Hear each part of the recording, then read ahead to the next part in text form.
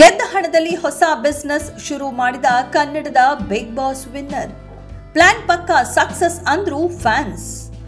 Karthik Mahesh Bigg Boss Kannada season 10ರ winner. Ramarasa ಹಾಗೂ Richie rich ಹೆಸರಿನ 2 ಸಿನಿಮಾಗಳಲ್ಲಿ ಸಖತ್ ಬ್ಯುಸಿಯಾಗಿದ್ದಾರೆ. ಇದರ ಬೆನ್ನಲ್ಲೇ ಇವರ ಫ್ಯಾನ್ಸ್ಗೆ ಸಿಹಿ ಸುದ್ದಿಯನ್ನ ನೀಡಿದ್ದಾರೆ. ಇದಕ್ಕೆ ಅವರ ಅಮ್ಮನ ಸಾಥ್ ಕೂಡ ಇದೆ. ಹೌದು, ಕಾರ್ತಿಕ್ ಮಹೇಶ್ ಅವರು ಸೋಡಾ ಬಿಸ್ನೆಸ್ ಆರಂಭಿಸಿದ್ದಾರೆ. ಅಮ್ಮನ ಜೊತೆ ಸೇರಿ ಗೋಲಿ ಸೋಡಾ ಆರಂಭಿಸಿದ್ದಾರೆ. ವಿವಿಧ ಫ್ಲೇವರ್ ನಲ್ಲಿ ಇದು ಲಭ್ಯವಿರಲಿದೆ ಎನ್ನಲಾಗಿದೆ.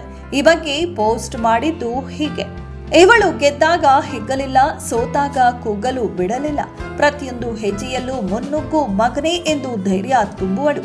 ಮುಂದಿನ ಹೆಜ್ಜೆಯಲ್ಲೂ ಜೊತೆಯಾಗಿದ್ದಾಳೆ. ನನ್ನ ಮೊದಲ ಟೀಚರ್, ನನ್ನ ಮೊದಲ ಚಿಯರ್ ಲೀಡರ್. ದಿನದ ಆರಂಭ ಕೊನೆ ಎಲ್ಲವೂ ಪ್ರಸ್ತುತ ಪಡಿಸುತ್ತಿದ್ದೇನೆ. ಗುಲ್ಫಿ ವಿತ್ ಅಮ್ಮ ಆದಷ್ಟು ಬೇಗ ಮಾರುಕಟ್ಟೆಗೆ ಎಂದು ಬರೆದುಕೊಂಡಿದ್ದಾರೆ.